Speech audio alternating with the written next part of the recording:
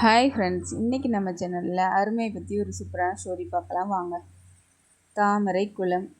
அங்கேயே பிறந்து வளர்ந்தது தவளை. குளமே வாழ்வு, குளத்து நீரே உயிர்மூச்சு. தாமரை இலைமேல் அமரும், பூ போல் படுத்து உறங்கும், பகல் கனவு காணும். ஆனால் அப்பூவிலிருந்து தேனை மட்டும் அத்தவளை கண்டுகொள்ளவே இல்லை. எங்கிருந்தோ பறந்து வந்தது ஒரு வண்டு. ஒரு வினாடியில் தேனை கண்டு கொண்டது. நிதானமாய் குடித்தது.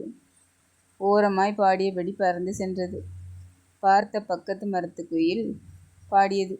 அங்கிருக்கும் தேனின் அருமை எங்கிருப்பவனுக்கோ தெரிந்தது, அங்கிருப்பவனுக்கு தெரியவில்லை.